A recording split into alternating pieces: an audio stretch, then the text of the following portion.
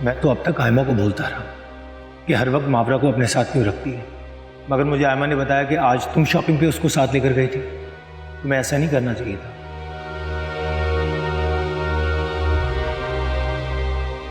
मैं बात करूंगा वलीद भाई से।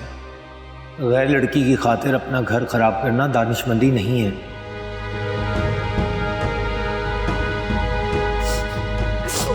बाजी, बाजी क्या हो गया, क्यों रो रही हो तुम?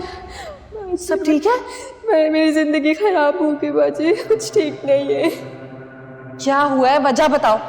बाजी मेरे शौहर ने दूसरी शादी कर ली है। दूसरी शादी? किससे? बाजी अपनी किसी रिश्तेदार की बेटी से की है। लेकिन क्यों? मुझे तो वो मनूस मारे शुरू से ही बुरी लगती थी। हमेशा अपने शौहर को मना किया, टोका, उससे ज़्यादा मिलने से, बात करने से।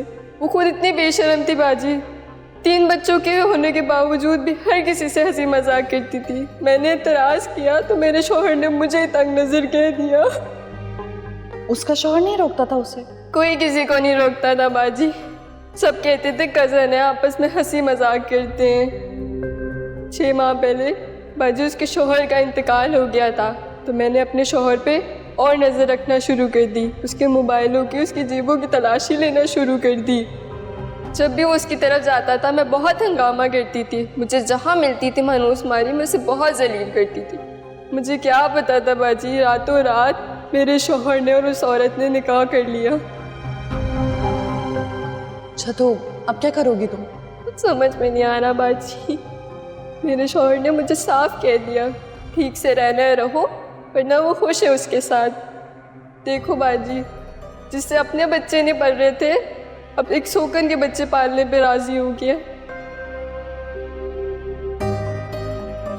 ये मर्द भी ना किसी के नहीं होते। और तुमने उस औरत को ऐसे ही जाने दिया? उसके बाल नोच लेने चाहिए थे तुम्हें, उसे जलील करती हो। और बाजी मुझसे लड़ने गई तो मुझे ही तंज करने लगी, कह रही शक करती थी ना तुम मुझ पे, देखो तुमसे तुम्हारा शौहर छीन लिया। अल्लाह माफ करे, इतनी दीदा दलेरी, इतनी बेशर्मी, वो भी खुलेआम। ये मर्द साथ पे तो भरोसा ही नहीं करना चाहिए, कब औकात दिखा दे। मैं क्या करूँगी बाजी, मेरी तो दुनिया ही लूट गई, जिंदगी खराब हो गई।